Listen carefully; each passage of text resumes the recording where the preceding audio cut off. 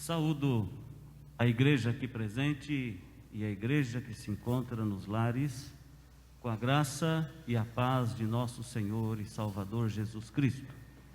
Todos nós estamos unidos no mesmo propósito, que é prestar culto a Deus. Todos nós estamos unidos na mesma fé, no mesmo amor, na mesma palavra de Deus, no mesmo Espírito Santo. Todos nós estamos unidos na consagração desse tempo para adorar ao Senhor. Na última mensagem enviada à igreja, eu destaquei que domingo é dia do Senhor. É dia do Senhor porque é o dia da ressurreição de nosso Senhor Jesus Cristo. E devemos santificar o seu nome. Devemos exaltar e glorificá-lo em tudo aquilo que nós fazemos, especialmente na hora, no momento da liturgia do culto. Que sejam os nossos louvores ao Senhor Jesus Cristo, que vivo está e reina em nossas vidas. É dia do Senhor também, porque nós os separamos para o descanso, e no descanso nós temos tempo, temos condições de nos oferecermos ao Senhor para santificar o seu nome. Esse é um dia santo. Como os antigos diziam, dia santo. Dia santo porque é separado para o Senhor. Que todos nós, unidos nesses propósitos, possamos agora glorificar a Deus o Pai, o Filho e o Espírito Santo de Deus. A palavra bíblica, conforme o apóstolo Paulo registrou, na primeira epístola aos Coríntios, capítulo 10, a partir do versículo 23 ao versículo 33, o irmão pode acompanhar na projeção disponibilizada no telão.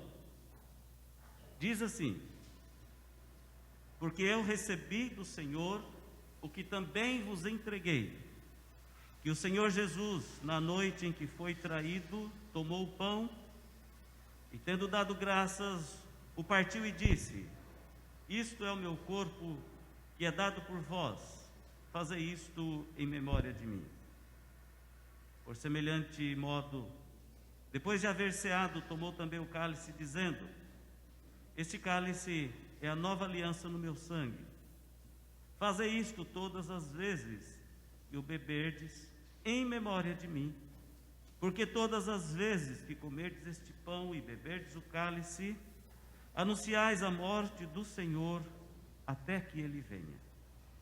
Por isso, aquele que comer o pão ou beber o cálice do Senhor indignamente, será réu do corpo e do sangue do Senhor. Examine-se, pois, o homem a si mesmo, e assim coma do pão e beba do cálice. Pois quem come e bebe sem discernir o corpo, come e bebe juízo para si. Eis a razão, porque há entre vós muitos fracos e doentes, e não poucos que dormem. Porque se nos julgássemos a nós mesmos, não seríamos julgados. Mas quando julgados, somos disciplinados pelo Senhor, para não sermos condenados com o mundo. Assim, pois, irmãos meus, quando os reunis para comer, esperai uns pelos outros. Amados, uma das questões muito intensas desse texto, e hoje eu quero destacar esta questão intensa do texto, é o versículo 31. Porque se nos julgássemos a nós mesmos, não seríamos julgados. Porque se nos julgássemos a nós mesmos, não seríamos julgados. E o apóstolo Paulo destaca com especial ênfase isto, logo após 3 coisas importantes. A primeira delas é dirigir-se à igreja de Cristo.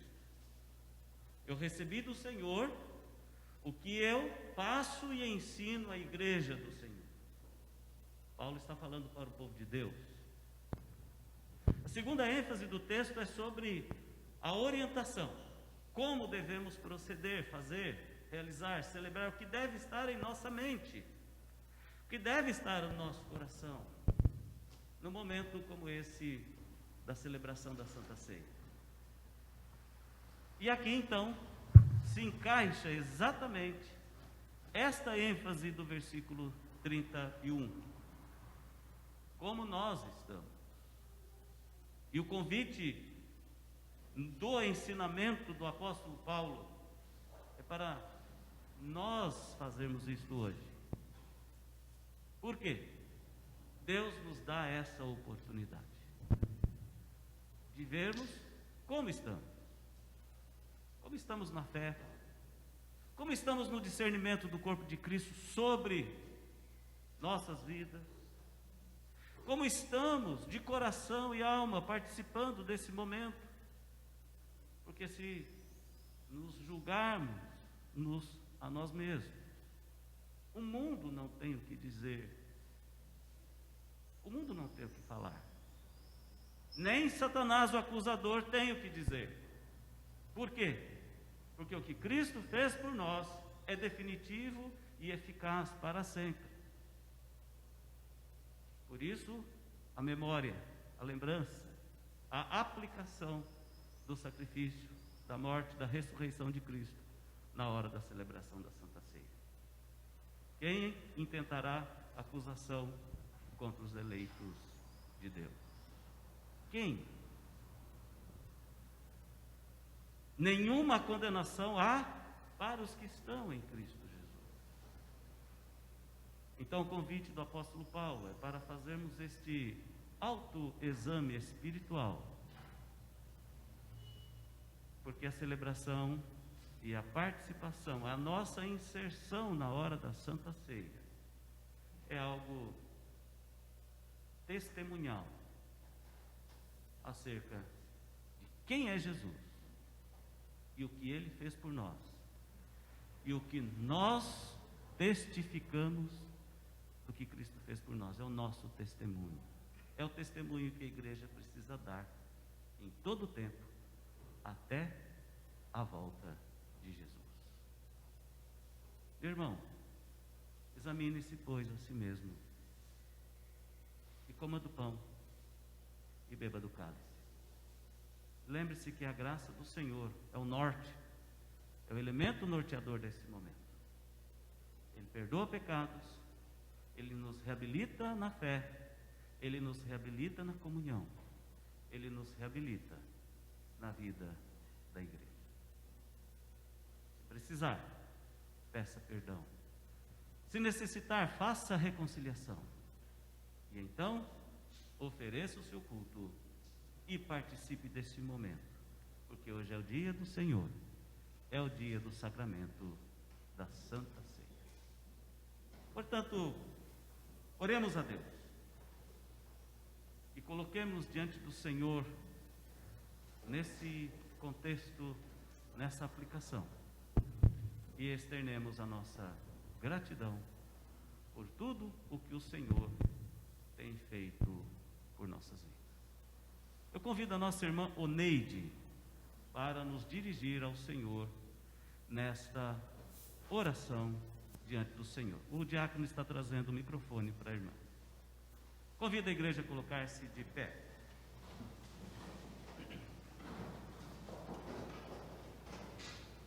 Senhor nosso Deus, nós te agradecemos por mais um dia com vida e saúde e por estarmos na tua casa neste momento. Agradecendo por tudo que o Senhor nos fez durante a semana e pedindo, Senhor, para que possamos também nos alimentar com a palavra que vai ser falada agora. Amém. E aceita também o nosso culto, para que seja um culto realmente dedicado a Ti. Amém. Nós te pedimos tudo em nome de Jesus. Amém. Amém, Senhor. Amém. Nós passaremos nesse instante, a igreja podendo ficar de pé, participará nesse momento, do momento de louvor, momento de cântico, hoje com o pai e a filha, presbítero Abelardo e a sua filha Aline, conduzindo-nos nesse momento de louvor e de exaltação ao Senhor nosso Deus.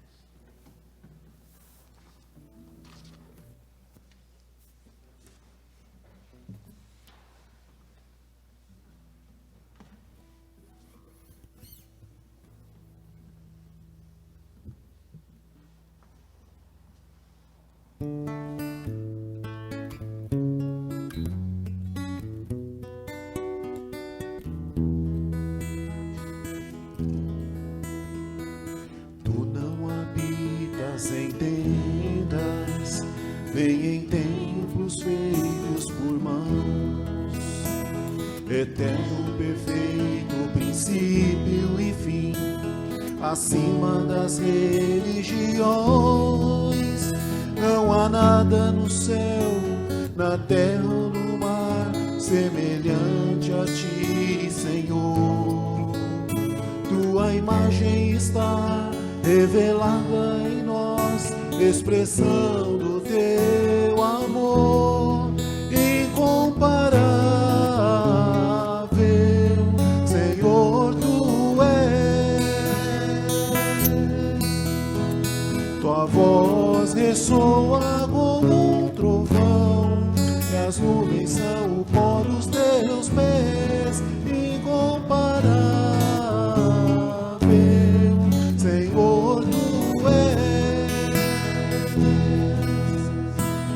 Minha alma está apegada a ti, Senhor, incomparável és.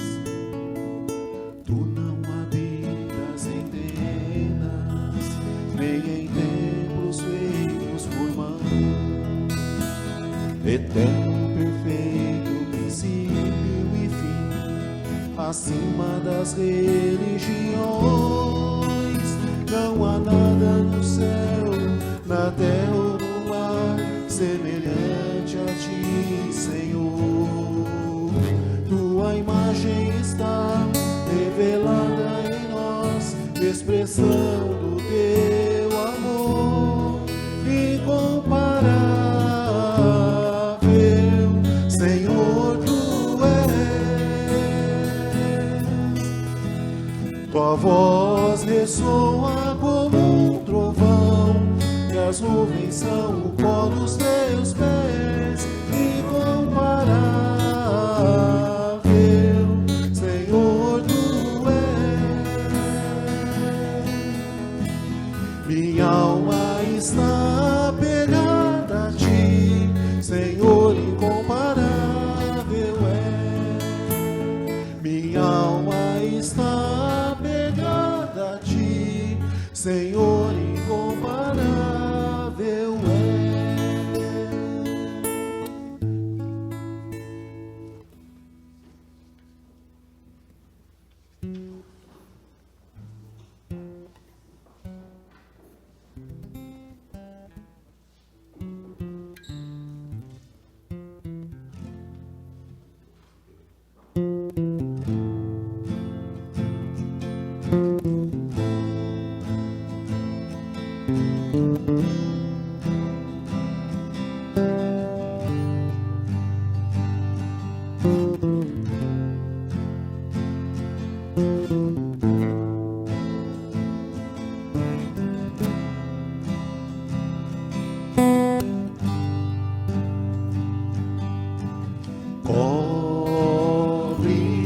Cobre-me com tuas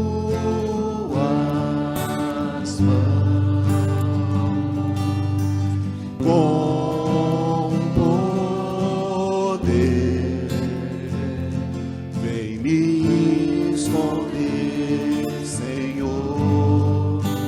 Se o trovão e o mar seguendo vem, sobre a tempestade eu voarei,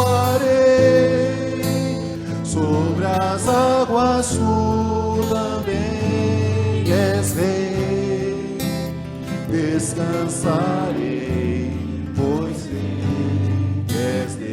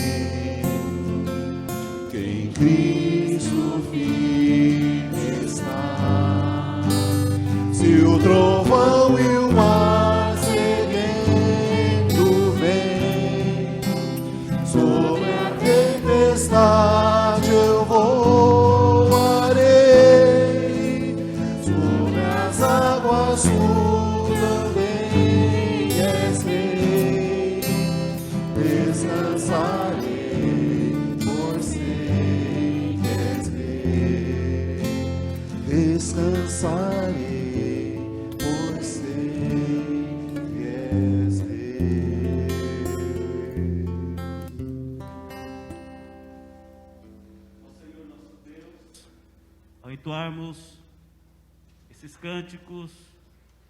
Aqui, ó Deus, nós aprendemos, pois tua palavra é rica em nos instruir, principalmente naquilo que tanto necessitamos nos dias de nossas vidas. Aprender a descansar em ti. Que, ó Deus, possamos com os olhos da fé enxergarmos, percebendo a tua presença, percebendo o teu cuidado, percebendo, ó Deus, que para nós não há casos, mas o Senhor dirige e conduz-nos no destino que o Senhor tem preparado para nós. Destino do Senhor. Que, ó Deus, nós possamos nesta manhã nos sentirmos renovados, fortalecidos, nos sentirmos, ó Deus, firmados em tua graça e renovados, ó Deus, na esperança, possamos prosseguir, estando preparados para a qualquer momento da tua volta, ou a qualquer momento do teu chamado para estarmos contigo na glória. Encha-nos, ó Deus, desta graça maravilhosa e abençoe-nos. Retire do teu povo toda sorte de ansiedade, preocupação excessiva. Retire do coração do teu povo medo e traga, ó Deus, a alegria, a paz e a unção do teu Santo Espírito. Aceite o nosso louvor, ó Deus, aceite-nos na tua presença e também dê-nos a oportunidade de meditarmos na tua palavra mais uma vez. Em nome de Jesus. Amém.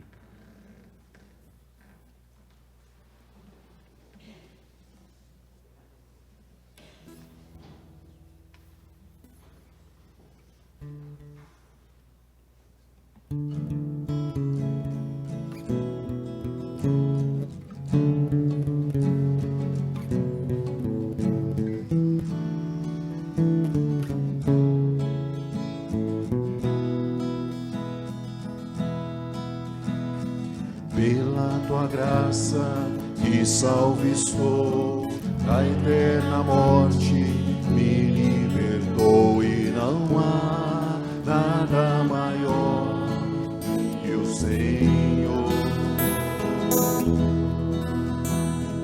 Tu me escolheste para ser povo teu, para te adorar com todo o meu ser. Teu amor é luz no meu viver, e eu ergo as minhas mãos a ti, ó Rei dos Reis. Exaltado é, Senhor, por tua glória. És o Deus do meu louvor, canto a ti, aleluia.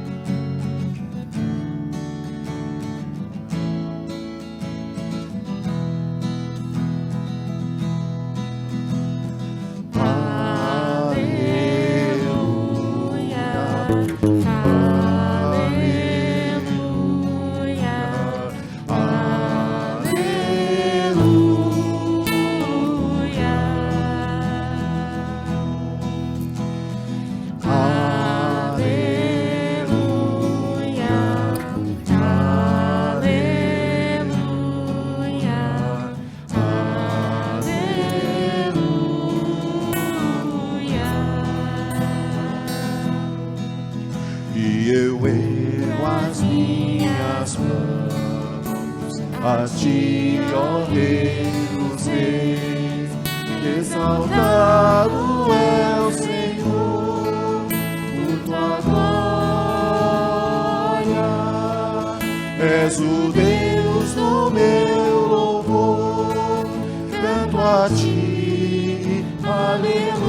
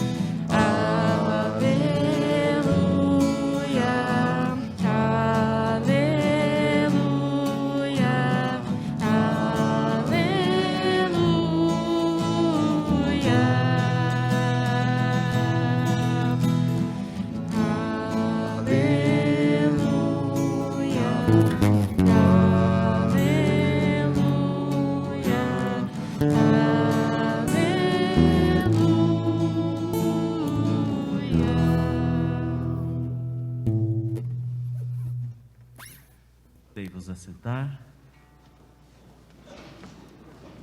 Que o seu coração esteja em paz e que a graça do Senhor lhe seja suficiente hoje para estar aqui, mas por todos os dias futuros, com a certeza de que o Senhor é o seu Deus, a rocha eterna em quem você pode descansar, com os seus pés firmes, seguros, sabendo que Deus é o Senhor, é o Salvador, é aquele que dirige a vida do seu povo.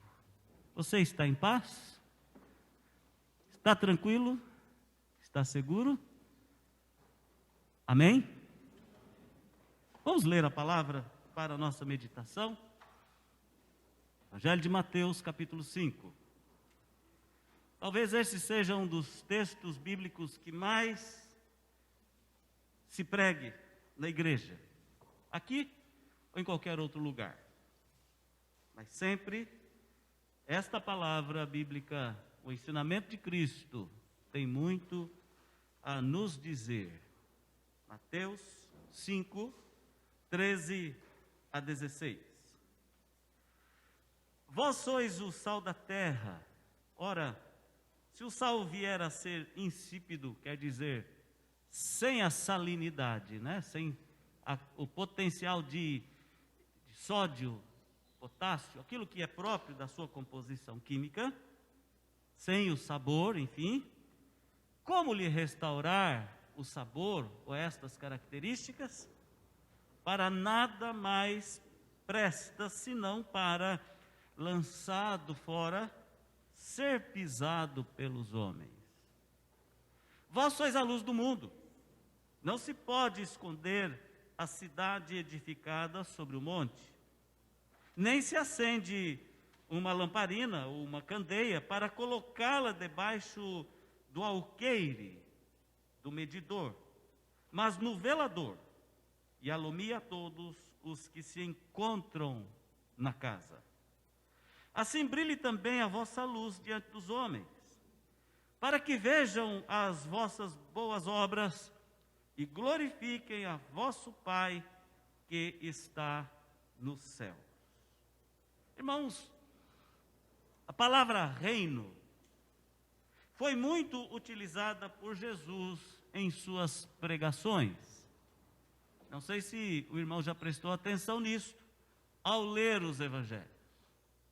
Como Jesus Cristo lançou mão desta expressão, o reino. Os apóstolos, posteriormente, falarão a respeito desta utilização da palavra reino por Jesus Cristo, para falar e destacar a respeito do Evangelho do Reino. Evangelho do Reino. Aqui nesse texto, especialmente, o evangelista Mateus traz uma característica muito especial para a palavra reino. Ele está tratando do reino do céu. Eu tenho a impressão de que o Senhor Jesus, quando lançou mão dessa expressão reino, ele estivesse lançando mão de uma estratégia pedagógica muito importante. Falar sobre reino certamente suscitava na mente dos judeus, dos hebreus daqueles dias, a ideia, a imagem salomônica, tido como o maior rei que Israel já teve,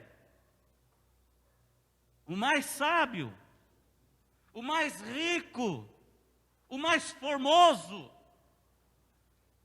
Acredito que essa estratégia de Cristo tenha sido também a de fazer com que eles se lembrassem de Davi. E a ideia dos ouvintes, cheia de saudosismos ou de esperança, pudesse ser alimentada com aquela imagem das riquezas e do poder de Salomão, de Davi, dos grandes reis de Israel. Então, quando Jesus fala de reino, Ele está querendo exatamente que as pessoas pensem em coisas ricas, poder, sabedoria, riquezas, gloriosidade. Infelizmente, para os ouvintes daquela época, a palavra reino teve somente essa conotação acerca do mundo visível, mundo político ou mundo militar. Mas Jesus Cristo, ao usar a palavra reino, Ele está querendo dizer outra coisa. Ele está falando a respeito do reino deste mundo, sem dúvida, que é composto por famílias, pessoas, cidades, nações. Mas Jesus Cristo está convidando os seus ouvintes a se comprometerem com algo invisível. Por isso, Ele não fala só da palavra reino, Ele fala reino de Deus. Reino de Deus. Evidentemente que a aplicação dessa frase é muito grande, muito larga. O Evangelho de Deus, de Cristo Jesus, para as pessoas do reino do mundo, mas para que as pessoas do reino do mundo estejam se apercebendo da chegada do reino de Deus, o reino dos céus, que é muito mais importante, muito mais valioso que qualquer coisa do mundo visível. Por isso, logo adiante, ainda no contexto do Sermão do Monte, no capítulo 6, versículo 21, Jesus ele destaca: pois onde estiver o teu tesouro, olha a riqueza, onde estiver o teu tesouro, ali também estará o teu coração. E evidentemente que Jesus Cristo convida-nos para colocar o nosso coração no reino invisível, no reino do céu, ainda que estejamos vivendo no reino deste mundo. Mas onde está o nosso coração? Nos bens do mundo? Na sabedoria do mundo? Na filosofia do mundo? Nos desejos terrenos? Nas buscas terrenas? Ou ao mesmo tempo nós somos capazes de nos apercebermos que, mesmo com todas as riquezas e prosperidade terrena, nós ainda continuamos errando o rumo das nossas vidas, pecando, e continuamos finitos. A morte, por exemplo, é algo certo sobre todos nós, assim como a doença e outros acontecimentos dramáticos. Isso caracteriza a nossa limitação. Por isso, os ensinamentos de Jesus aqui procuram mostrar que o sucesso no reino dos céus implica numa grande reversão de valores. Por exemplo, os primeiros 12 versículos do mesmo capítulo 5. Olha o que diz isso aqui, senão um quebrantamento conforme Jesus Cristo pretende. Olhem, bem-aventurados os pobres de espírito, bem-aventurados os que choram, bem-aventurados os que têm fome e sede de justiça, bem-aventurados os perseguidos por causa do Evangelho ou por causa de Cristo, porque deles é reino do céu.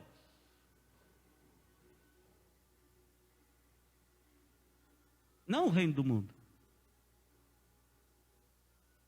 Já pensou? Seria tão fácil ficar rico. Era só ser humilde. Não seria isso? É só ser chorão, chorar dia e noite sem parar. Isso ia transformar a nossa vida em pilhas de barras de ouro, em um monte de coisa desse mundo. Mas é o contrário disto. Por isso as bem-aventuranças espirituais. E isso, meus irmãos, nos conduz a uma compreensão tanto literal quanto espiritual desta passagem bíblica. Uma boa posição nesse mundo não é garantia de boa posição no reino do céu. Você já chegou a ter esse discernimento espiritual? Eu acredito que pensar nisso seja algo de extrema relevância para os nossos dias. Você quer saber por quê? Simples assim. Nós estamos muito atentos e preocupados com o reino do mundo. Estamos com medo da morte, estamos com medo da doença, estamos com medo da pobreza, estamos com medo de um monte de coisa. Eu não estou dizendo que o Senhor não abençoe, não faça com que nós prosperemos, mas eu estou dizendo que onde está o nosso coração? Aí está o nosso tesouro. Portanto, devemos estar mais preocupados em conseguir sucesso no reino do reino dos céus, e não no reino do mundo. Devemos estar mais preocupados em pensar nas coisas e nos fixarmos na esperança da glória, na esperança das bênçãos eternas. Por conta desta questão, precisamos dar relevância à posição que nos encontramos. Por isso, precisamos refletir acerca da nossa identidade e da nossa realidade onde estamos inseridos, onde vivemos, no mundo em que vivemos. Nosso coração está no reino do mundo ou nosso coração está no reino eterno? O apóstolo Paulo, em Colossenses capítulo 2, versículo 20 ao versículo 23, escreveu: se morrestes com Cristo para os rudimentos do mundo, porque, como se vivesseis no mundo, vos sujeitais às ordenanças. Não manuseeis isto, não proves daquilo, não toques naquilo outro, segundo os preceitos e doutrina dos homens, pois que todas essas coisas, com a prática, se perdem. Tais coisas, com efeito, têm a aparência de sabedoria, mas são nulas diante de Deus. Interessante que o apóstolo Paulo, além da preocupação da questão da identidade cristã, da identidade do crente, da posição em que ele se encontra, Paulo vem destacar qualquer esforço ou qualquer anseio humano de agradar a Deus através das boas obras. São aspectos nulos, tanto quanto o apego às coisas do mundo. Por isso, se já morrestes com Cristo, se já tendes passado pela experiência do negar-se a si mesmo e entregar sua vida ao Senhor Jesus. E é isso que nos ajuda, é isso que faz-nos entender que os cristãos no mundo devem dar testemunho a respeito de Jesus Cristo, a respeito de Deus, a respeito do seu reino, se disponibilizando cada um a se tornar um instrumento nas mãos do Senhor.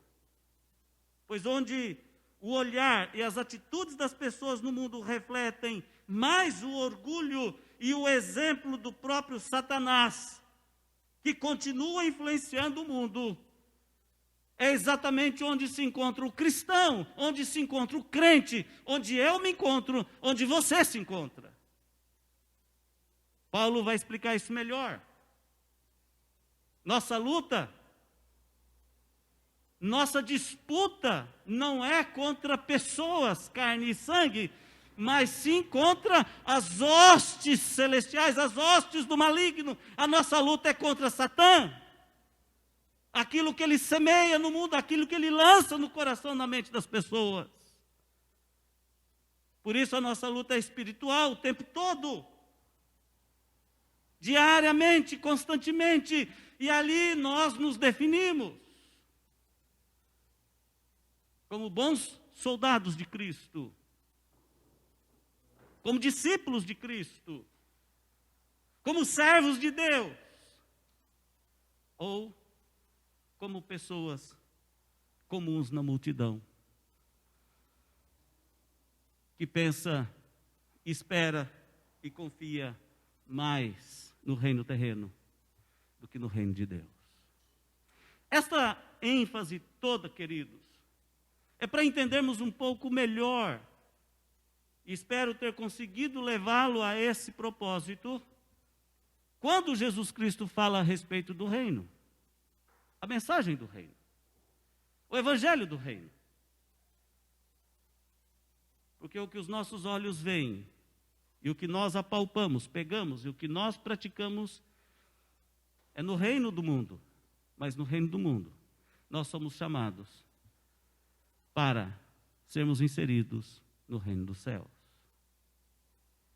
E é exatamente nesse contexto que se aplica o que Jesus Cristo quis dizer: vós sois sal da terra. Sal são pessoas importantes no reino do mundo.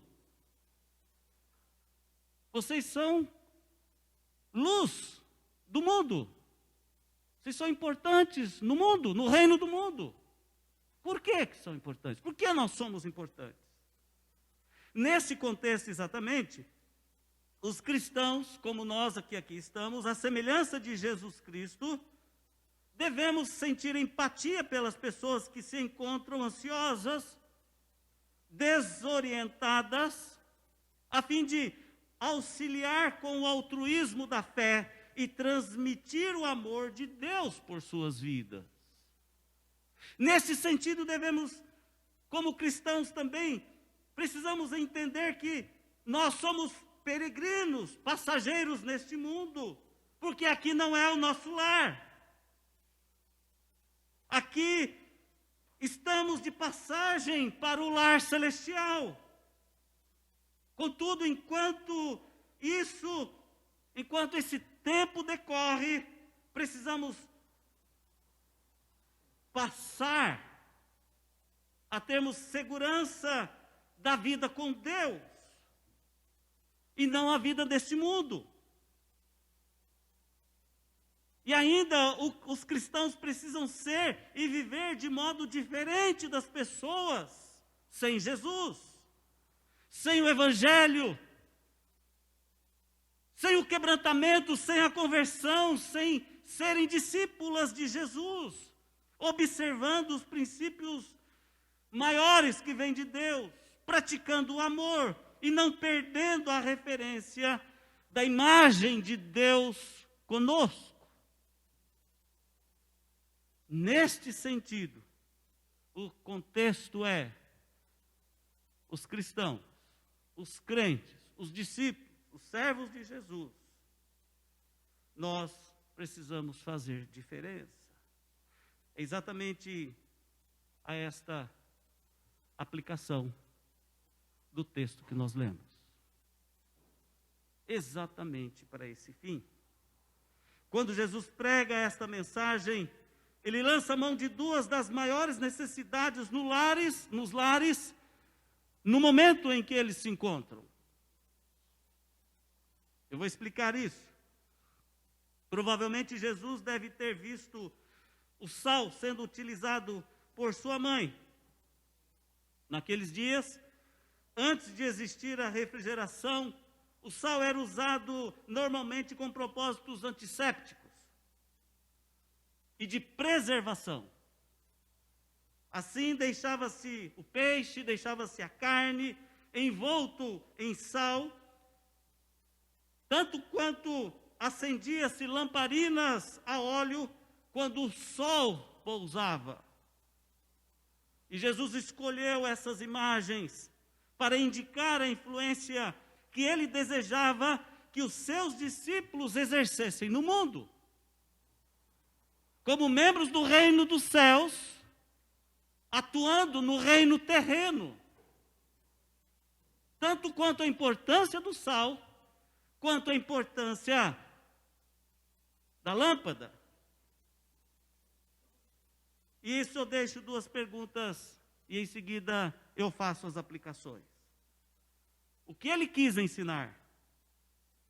O que é oportuno aprender dessas metáforas? Os cristãos no mundo possuem 4 importantes ações.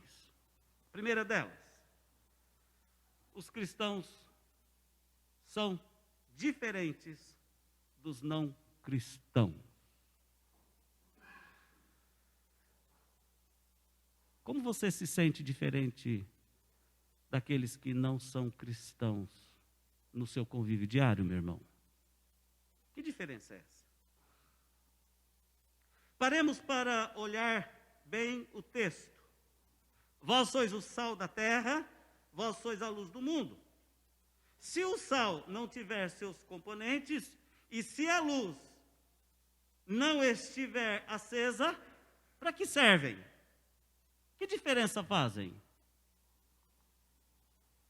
Ambas as imagens presentes no texto estabelecem 2 grupos de pessoas em contraste um com o outro. Por um lado, ao mundo, por outro, ao cristão seguidor de Jesus e seus ensinamentos. Pessoas cristãs que devem ser luz na escuridão do mundo e que devem dar sabor, devem dar sentido à vida. Novamente, o mundo é como carne em decomposição, mas o cristão deve ser o sal, detendo o processo de deterioração que o pecado causa na sociedade, ou no mundo onde se encontra.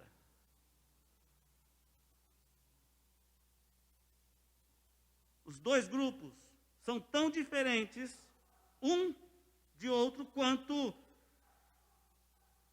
a ter e viver pela fé, conhecer a vontade de Deus e viver nela, conhecer o amor e propagar esse amor. São tão diferentes um do outro, quanto a luz é da escuridão e o sal da corrupção.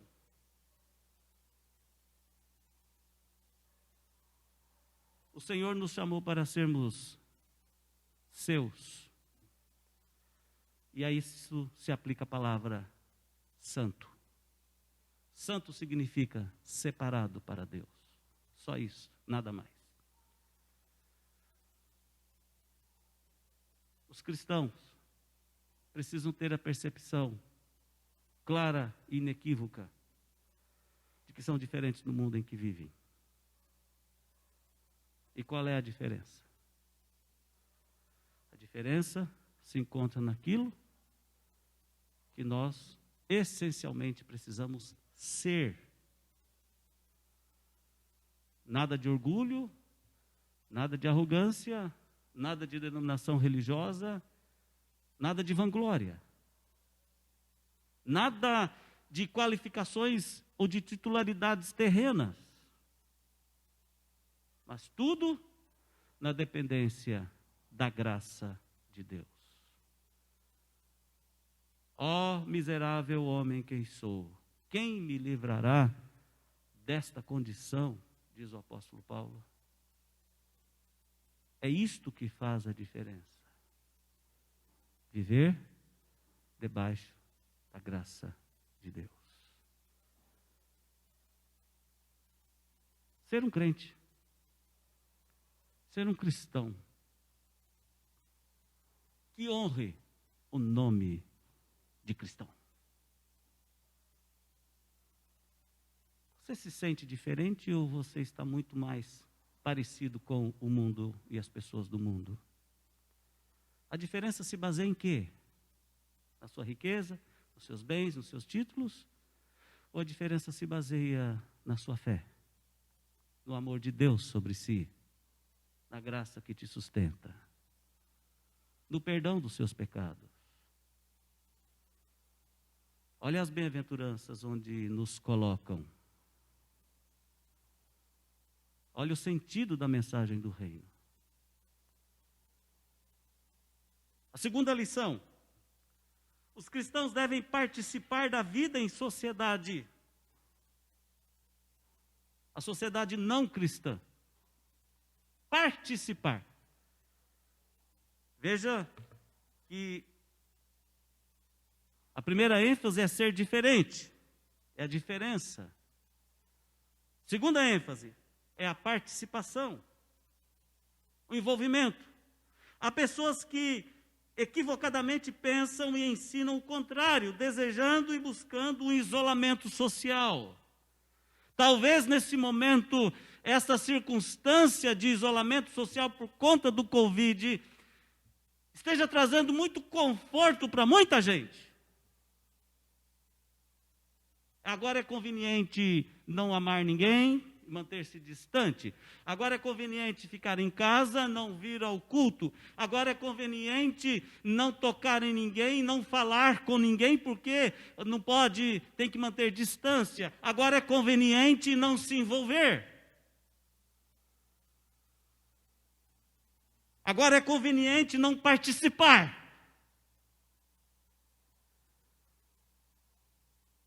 Alguém disse, eu não me lembro qual foi, acho que não me lembro se foi o Karnal, aquele comentarista que aparece muito na televisão, ou se foi o Pondé, ou tem um outro lá que agora faltou o nome dele. Muita gente vai se aproveitar do isolamento social para ignorar o pai velhinho, a mãe velhinha, para ignorar o necessitado, para ignorar o carente da rua. Muita gente vai aproveitar essa condição para, desculpa, mas agora eu não posso ir na sua casa porque eu estou impedido. Mas, na verdade, a pessoa não quer mesmo participar. Jesus Cristo fala que, como luz e como sal, as pessoas precisam entender que elas devem participar da vida na sociedade. Não é a nossa roupa diferente que vai nos abençoar. Não é o isolamento social que vai nos fazer mais puros do que os que estão vivendo ali na perdição do pecado. Não é o local de trabalho que vai nos fazer prosperar financeiramente ou conseguir muitas coisas importantes que vai nos tornar melhores do que os outros.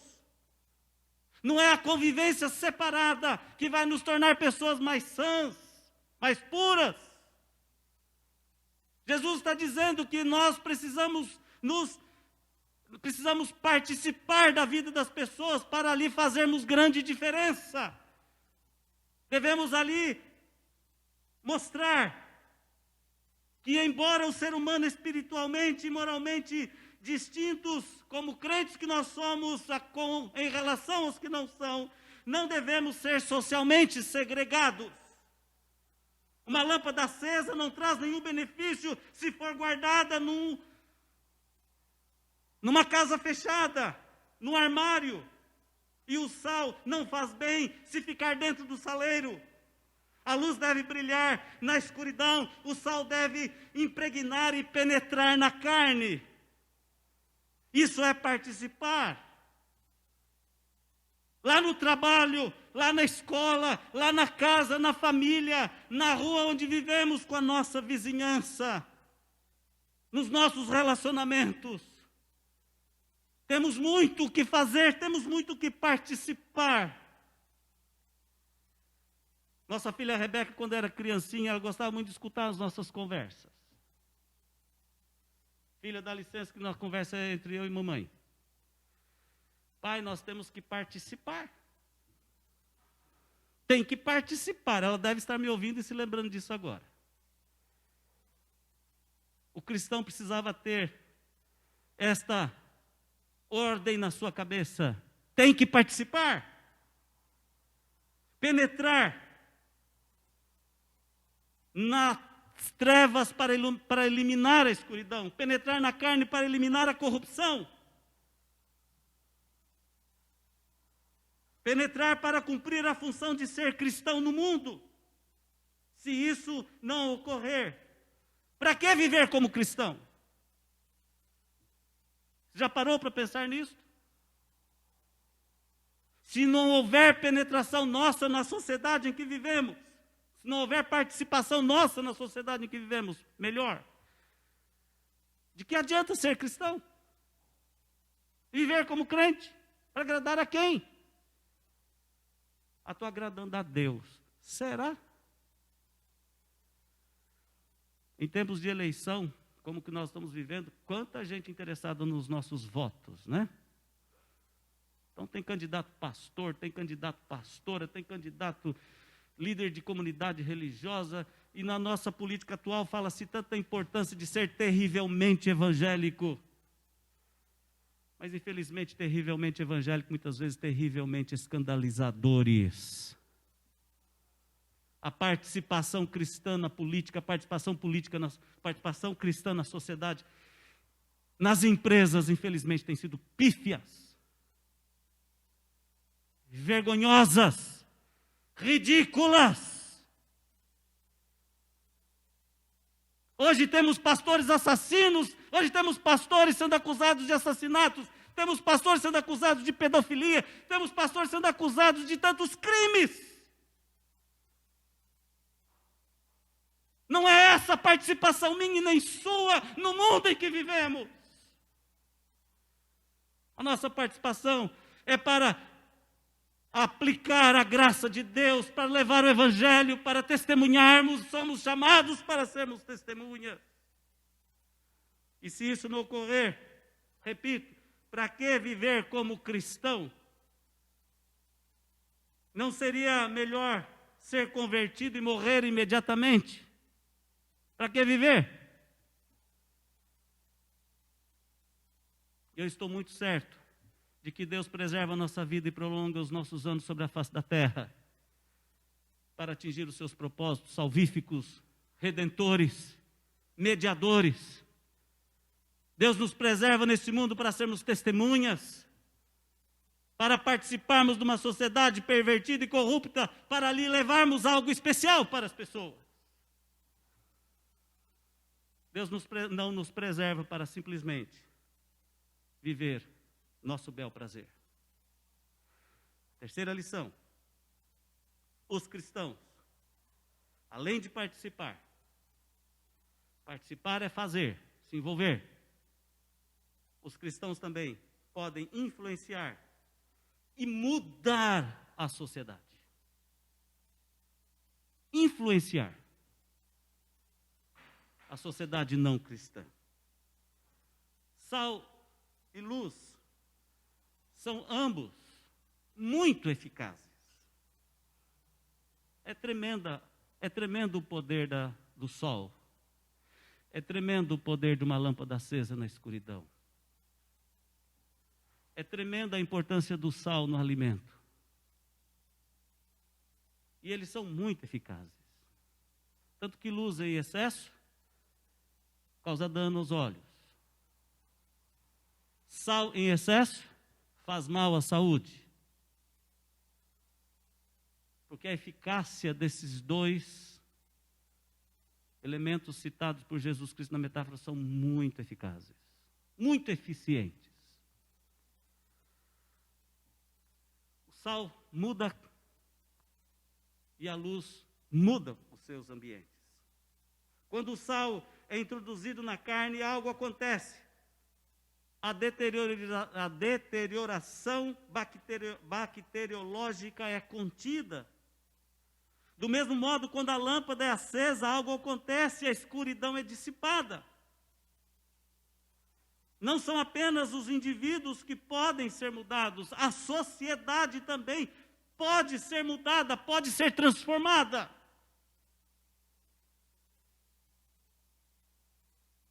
Pensemos nós, na posição social que nos encontramos, o quanto nós podemos influenciar. Influenciar não quer dizer impor. Influenciar não quer dizer simplesmente fazer. Influenciar quer dizer conduzir, levar adiante, estar junto.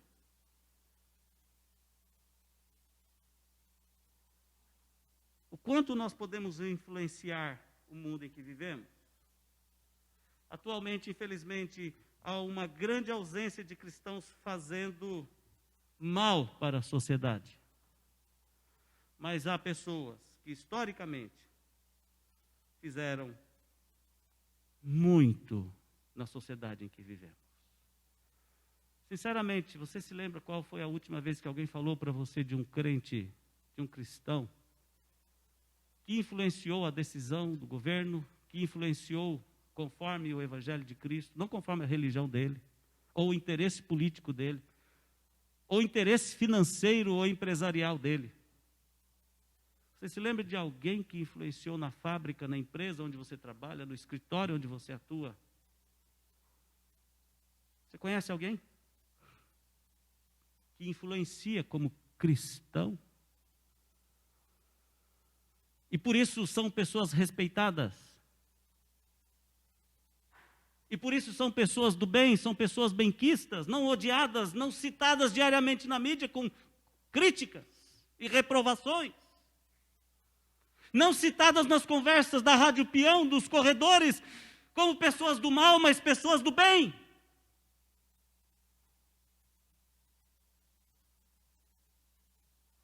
Os chefes de cozinha dos nossos dias falam da importância do sal no tempero, dizendo: o sal, ele não é só eficiente, ele é tão sutil que uma comida sem sal desagrada, mas uma comida com sal é agradável ao paladar. O sal na medida certa. E esta influência faz com que nós gostemos de comer, porque a comida é boa. Mas uma comida salgada, ou uma comida sem sal, o cozinheiro não influenciou direito com o sal que ele usou. Ou usou em excesso, ou usou pouco.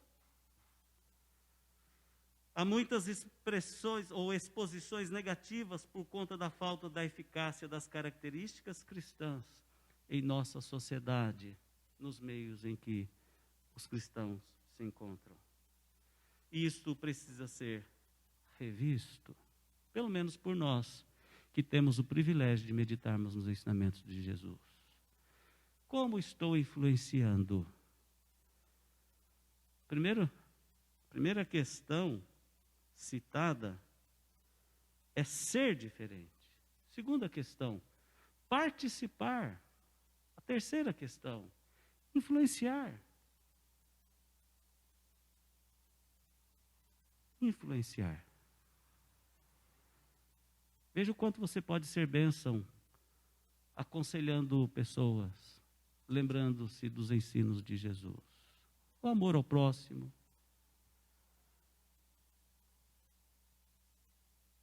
A graça de poder servir. A alegria no momento da tristeza. A esperança no momento da perda da esperança. A ajuda no momento da perda e da derrota.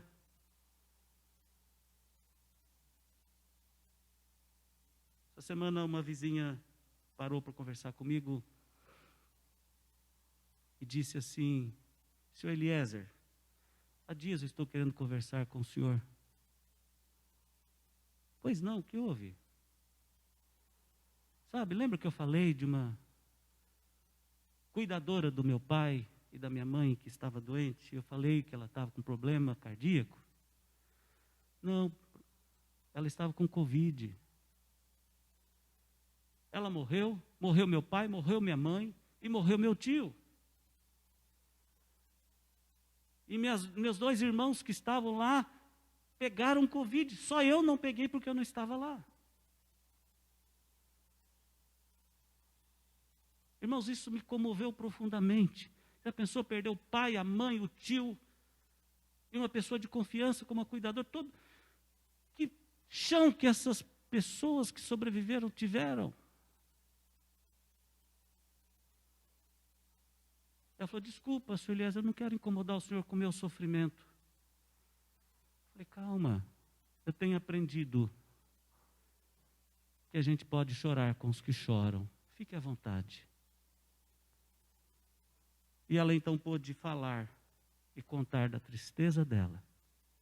Eu tive o privilégio de levar uma palavra de esperança, de consolo, e dizendo para ela, conte com as minhas orações e com a minha disposição naquilo que a senhora precisar. Não estou me vangloriando disso, queridos, mas eu estou trazendo um exemplo pessoal como algo que é tão comum. As pessoas estão sofrendo, estão perdendo empregos, estão perdendo familiares, as pessoas estão sem esperança.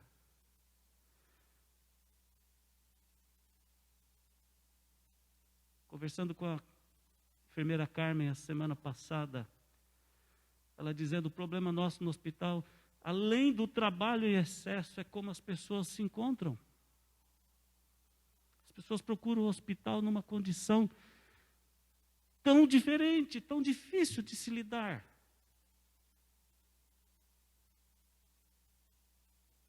A Mônica deve passar isso também como enfermeira. Mas há tantas pessoas ali no seu trabalho que estão passando por momentos parecidos. Irmão, influencie como cristão.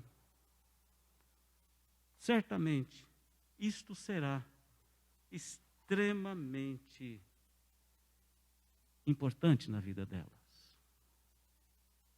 Os cristãos precisam influenciar como cristãos. E para terminar nossa mensagem, os cristãos devem conservar as características cristãs. Parece óbvio, né? Mas conservar as características. O sal deve reter a sua salinidade, caso contrário, ele será inútil, lançado fora. A lâmpada, a luz deve reter a intensidade de seu brilho, caso contrário, nunca dissipará a escuridão. Reter as características é o que oferece importância do sal e da luz. Reter as características cristãs é o que nos mantém como cristãos no mundo em que vivemos. O sal pode perder o seu teor de salinidade e para nada mais serve senão ser utilizado para ser pisado, para evitar que as pessoas escorreguem. A lâmpada pode perder a sua vida útil, pode queimar, pode quebrar, pode estragar, e nesse caso para nada mais serve senão como objeto de decoração, ou para ser jogado fora, no lixo.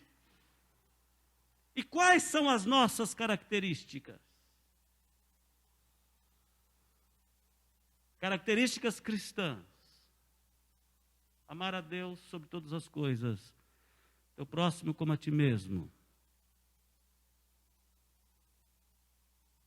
E por aí nós vamos entrando no restante do Sermão da Montanha, do Sermão do Monte, que termina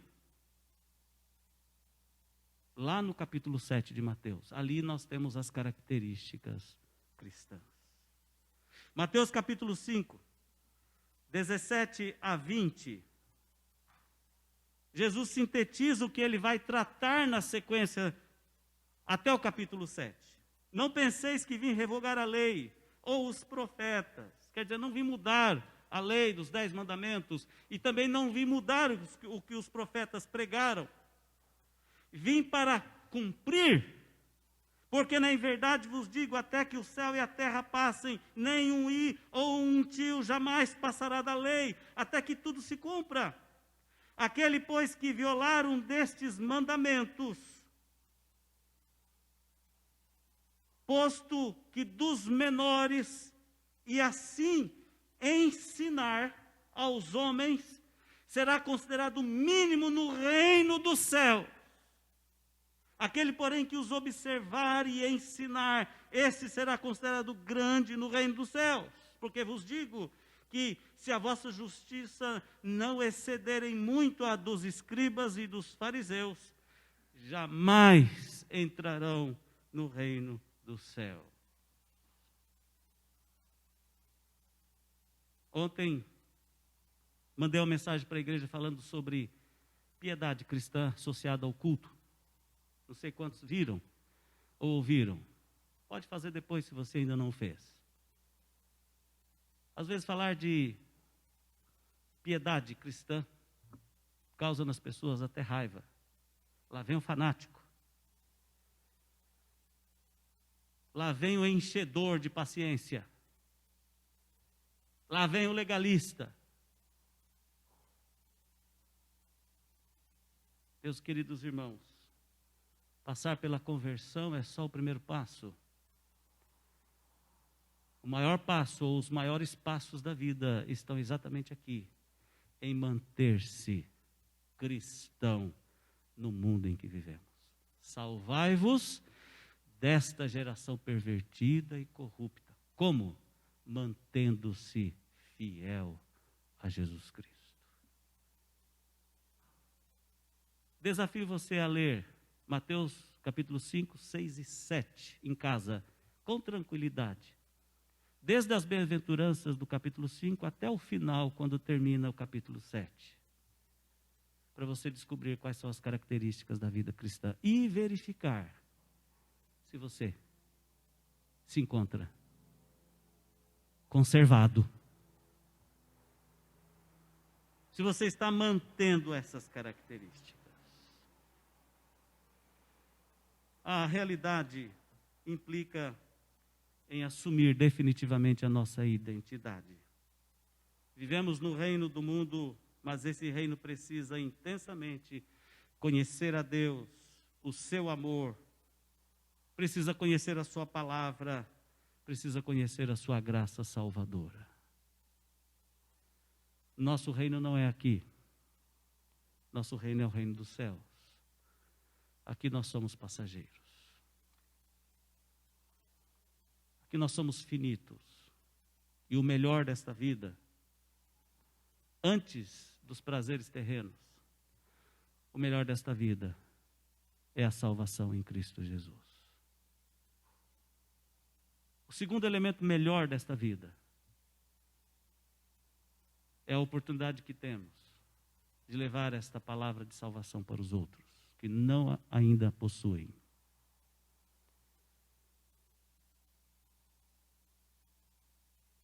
A terceira melhor coisa desta vida é estar certo e seguro de que somos cidadãos dos céus, que lá na casa do Pai há uma morada nos esperando. 3 questões importantes como o melhor desta vida. Nenhuma delas se compara com o melhor desse mundo que jaz no maligno, que perece e até as pessoas morrem. Que Deus os abençoe.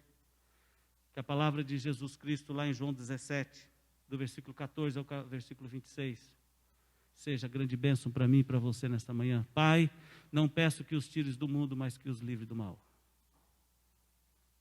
Que o Senhor Todo-Poderoso, nosso Deus, esteja cuidando de nossas vidas para fazermos aqui o que nós somos destinados a fazer. Como sal, como luz do mundo.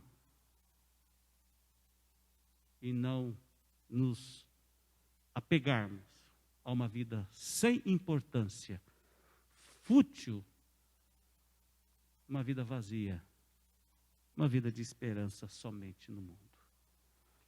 Que Deus nos abençoe para sermos de fato sal da terra, luz do mundo. Vamos baixar nossas cabeças no momento de contrição e genuflexos nos preparemos para em seguida celebrarmos a Santa Ceia do Senhor, conforme o texto bíblico já lido no início do culto,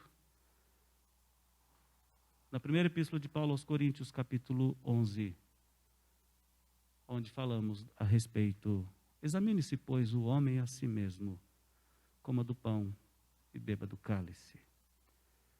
Após um momentozinho de oração silenciosa, nós tomaremos do pão e o comeremos, tomaremos do cálice e o beberemos.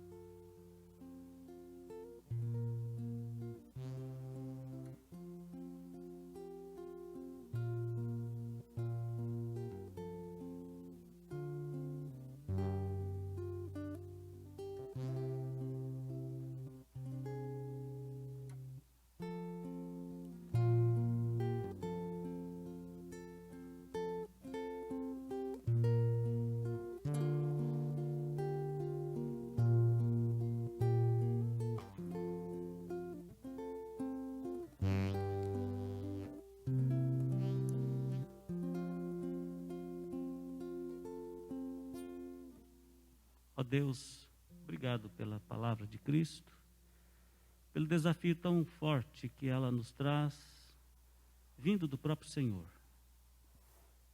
Ó Deus, nossa resistência, nossa mente, nosso discernimento carnal é tão limitado. Mas aqui, ó Deus, nós clamamos para que Teu Santo Espírito, Ele que convence, Ele que mexe com a mente humana, o Senhor que governa a humanidade, faça-nos a perceber o que Jesus Cristo quis nos ensinar em relação ao reino dos céus, para aplicarmos aqui na vida comum do nosso dia a dia, no reino terreno, fazendo diferença como instrumentos em Tuas mãos. E que, ó Deus, parte desse momento de reflexão e genuflexão na Tua presença, a nossa participação na Santa Ceia possa nos levar lá para a cruz de Cristo, para morrermos com Ele, negando-nos a nós mesmos e nos submetendo ao senhorio do nosso Salvador. Que os rudimentos desse mundo, ó Deus, não venham nos seduzir, entregando-nos confiadamente, com toda a esperança e certeza que deve reinar em nossas vidas. Somos a geração, povo eleito, povo de propriedade exclusiva de Deus, a fim de proclamarmos as riquezas da Sua glória. Erga-nos, ó Deus, levanta-nos, mova-nos, ó Deus, para fazermos diferença, conforme a ênfase de Jesus Cristo. Que a graça do Senhor esteja conosco. Em nome de Jesus. Amém. Tome o seu cálice.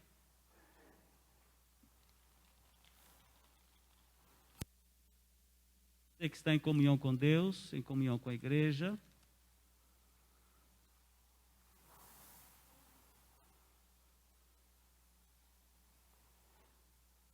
Segundo a ordenança de Cristo, esse é meu corpo partido por vós. Comei dele todos. Pensemos e lembremos do que Cristo fez por nós na cruz. Por causa dele, somos cristãos, não por causa de nós.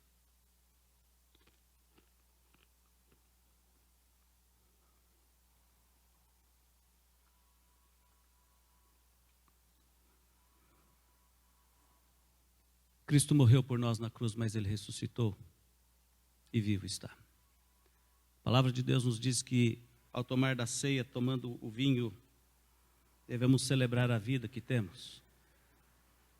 A nova aliança nos coloca na condição de remidos de Deus. Esse cálice é a nova aliança no meu sangue. Bebei dele todos, porque o sangue de Jesus nos purifica de todo pecado.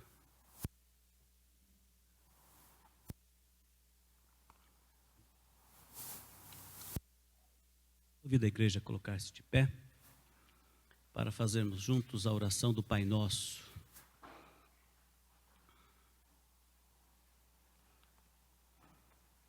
A oração dominical.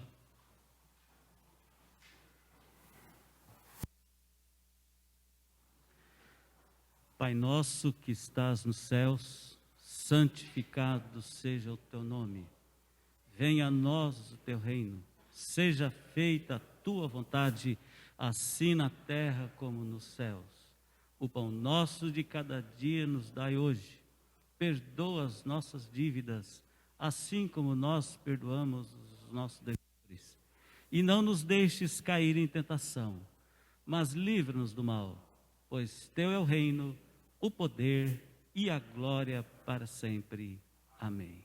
E que assim esteja sobre você, meu irmão, aqui no templo, e o irmão que está em casa, o amor de Deus, o Pai, a graça bendita, maravilhosa graça de Jesus, nosso Salvador e Senhor de nossas vidas, mas também o Espírito Santo com sua consolação, unção e companhia sobre toda a igreja, o povo de Deus, hoje, sempre, até a segunda vinda de Cristo. Amém.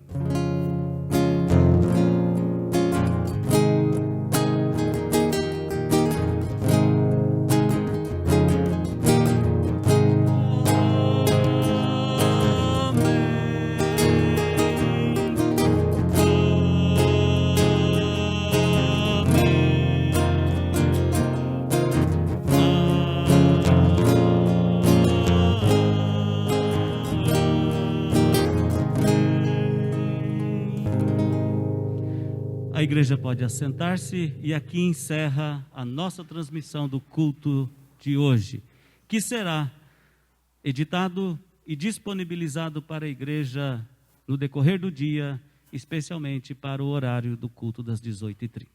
Até nosso próximo domingo, se Deus quiser.